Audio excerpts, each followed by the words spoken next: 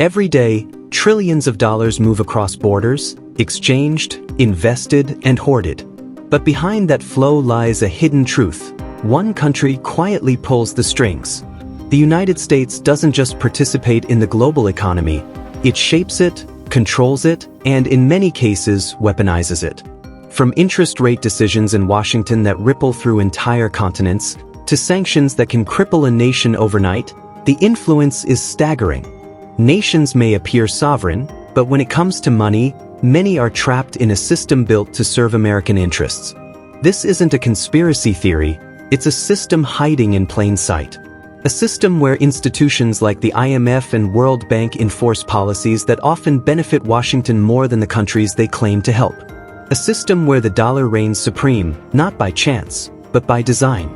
And the most shocking part? Most people have no idea it's happening. In this video, we expose the mechanics of US economic dominance, from the dollar trap to financial warfare, and reveal how the world's most powerful economy maintains control without firing a single shot. Because global domination doesn't always require boots on the ground. Sometimes, it only takes a printing press.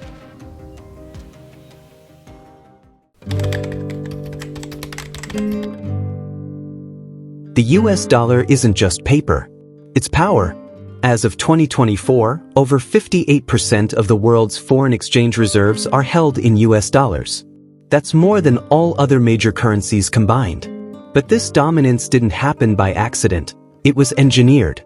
The roots trace back to 1944, when world leaders gathered in Bretton Woods to build a post-war financial system. The US had the largest gold reserves at the time, so it made sense. The dollar would be pegged to gold, and other currencies would peg to the dollar. This gave the US a central role in the global economy, but the real power move came decades later. In 1971, President Nixon broke that gold link, turning the dollar into a fiat currency. The US could now print money without needing gold to back it. But printing money isn't enough, you need demand. That's where the petrodollar comes in. In a quiet agreement with Saudi Arabia and other OPEC nations, the US secured a deal: sell oil exclusively in US dollars. In exchange, the US would provide military protection and political support. This deal forced every oil-importing country, from Germany to India, to first acquire dollars before buying oil. This move created a global dollar loop. Nations now needed to hold large reserves of dollars to trade, especially for energy. That demand meant they also began taking loans in dollars, investing in US bonds, and parking money in American assets. And here's the twist: this global thirst for dollars gives the US a nearly unlimited credit card. Because the world needs dollars, the US can print more without triggering the kind of inflation that would wreck other economies. It borrows at incredibly low interest rates, runs massive deficits, and still gets away with it. Every time the Federal Reserve prints money, the value of dollars sitting in other countries drops. But those countries can't protest. They're locked in. They need dollars to trade, to pay debts, to function. It's a trap, and the US holds the key. Now, some nations are starting to push back. China and Russia have been working on bilateral trade deals using their own currencies. The BRICS alliance, Brazil, Russia, India, China, and South Africa, is discussing a shared currency to reduce reliance on the dollar. Even Saudi Arabia, the original architect of the petrodollar deal, is flirting with yuan-based oil sales to China. But the shift is slow and risky. Ditching the dollar comes with consequences, from financial instability to US retaliation. So, while countries talk about de-dollarization, they still stockpile greenbacks in their central banks. The dollar isn't just a unit of trade. It's a tool of control, a weapon that enforces economic obedience without a single missile being fired. As long as oil flows through pipelines priced in dollars, and central banks keep their vaults filled with US debt, America's grip on the global economy remains firm. And every nation, willingly or not, plays by Washington's rules. The world is addicted, and the supplier isn't giving up power anytime soon. The International Monetary Fund and the World Bank are often described as lifelines for countries in crisis. But behind their polished logos and global summits lies a much darker reality, one where economic help comes with invisible chains. What many don't realize is that both the IMF and World Bank are heavily influenced by the United States, which holds the largest voting share in each institution. That means US policymakers have outsized influence over decisions that affect the economic fate of dozens of countries, especially in the global south. Here's how it works. When a country hits a financial wall, whether from inflation, debt, or a currency crash, it turns to the IMF for help. But that help is conditional. To unlock funding, countries are required to adopt what's called a structural adjustment program, a set of strict economic reforms designed to restore fiscal discipline. Sounds noble until you look closer. These programs often demand sweeping austerity measures, cutting public spending, eliminating fuel subsidies, freezing wages, hiking taxes, and opening markets to foreign investors. The result? Healthcare collapses, education suffers, and the poorest citizens pay the price. Take Argentina, one of the most striking cautionary tales. For decades, the country has cycled through multiple IMF loans. Each time, it was forced to cut public programs and raise taxes. The result has been mounting debt, a shrinking middle class, soaring inflation, and growing public outrage. In 2018, Argentina took out a record $57 billion IMF loan, only to plunge back into crisis by 2020. The debt was supposed to save the economy. Instead, it deepened the country's dependence. Fast forward to Ghana and Kenya in 2023 to 2024. Both nations, facing inflation and budget shortfalls, turned to the IMF for support. What followed? Massive protests. Citizens took to the streets in response to new taxes on essentials like fuel and mobile money, as well as cuts to subsidies that kept food and transportation affordable. These weren't just financial decisions, they were political landmines. And they were driven by IMF conditions. The World Bank follows a similar playbook. In the name of development, it offers loans to fund infrastructure and social programs, but often with hidden costs. Countries are pushed to privatize public services, from water utilities to energy grids, opening the door for foreign, often Western, corporations to swoop in and buy up national assets at bargain prices. What happens next is predictable. Prices rise, local control disappears, and public outrage grows. But by then, the deals are done. These policies may stabilize spreadsheets in Washington, but on the ground, they destabilize societies. They protect Western investors, not local populations. And they reshape economies to align with American and European economic models, even when those models clash with local realities. And here's the most strategic part. Once a country is inside the system, it's hard to get out. Interest payments pile up. New loans are taken just to repay old ones. Before long, entire nations are locked into permanent debt dependency. Through it all, the US remains untouched. It doesn't need to send troops or install puppet governments. The IMF and World Bank do the enforcement, the austerity, the privatization, the restructuring, and they do it under the banner of economic recovery. This is economic influence at its most refined, control without occupation, compliance without confrontation. For many developing nations, sovereignty is slowly chipped away, not by force, but by contract. When people think of global power, they often think of armies and weapons. But true dominance, the kind that lasts, is economic. And in that arena, the IMF and World Bank are among the most powerful tools in America's arsenal. In 2024, the United States had over 9,400 active sanctions in place. That's not a typo. From major world powers to fragile developing states, the US is using economic punishment as a primary weapon of foreign policy, and it's reshaping the global economy in ways few truly understand. Forget tanks and missiles. Economic sanctions are the new warfare, and the battlefield is the financial system. Look at Iran. Years of US sanctions have wrecked its economy, blocking access to global markets, freezing foreign assets, and choking oil exports. Inflation has surged, medicine has become scarce, and the average citizen bears the brunt. Venezuela has faced similar devastation. U.S. sanctions aimed at pressuring the Maduro regime have led to food shortages, hyperinflation, and a humanitarian crisis. The government may be the target, but millions of people suffer as collateral damage. Then came Russia. In 2022, after its invasion of Ukraine, the US and its allies unleashed a historic sanctions package. The most lethal strike? Cutting Russia out of SWIFT, the global messaging network that facilitates cross-border banking. It was a financial shock and awe. Almost overnight, Russian banks were paralyzed. International transactions froze. The ruble plummeted. The country's foreign currency reserves, nearly $300 billion, were blocked.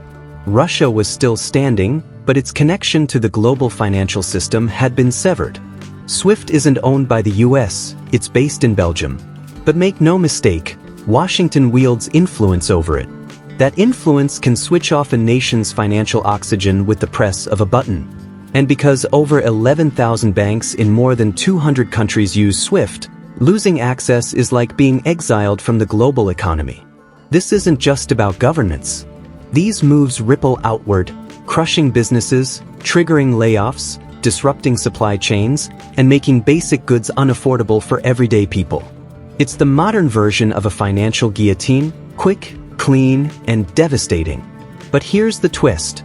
The more the US uses these tools, the more the rest of the world begins searching for a way out. And they're no longer just talking. Russia has rolled out its SPFS system, its own alternative to SWIFT. China's CIPS is growing fast, especially in Asia and Africa. India, Iran, Turkey, and even Saudi Arabia are exploring trade in local currencies. And at the heart of these moves? A shared goal, de-dollarization. They've seen how the US can freeze a country's foreign reserves, block access to payment systems, and isolate economies with frightening speed. And they know it can happen to them too. Even cryptocurrency is being used as a workaround. In countries like Iran and Venezuela, where sanctions have made dollar transactions nearly impossible, crypto has become a backdoor into the global economy. Risky, yes, but better than being completely cut off. Still, let's be honest. These alternatives are growing, but they're not yet strong enough to replace the dollar-based system. Not yet. The US still controls the choke points, the world's largest reserve currency, the most powerful central bank, and deep influence over the key institutions that make global finance run. And Washington knows this. That's why sanctions have become more common, more aggressive, and more targeted. They're seen as a clean form of power.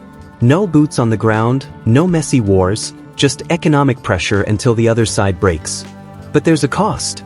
Every sanction, every SWIFT ban, every asset freeze sends a signal. If you cross the US, your economy could be next.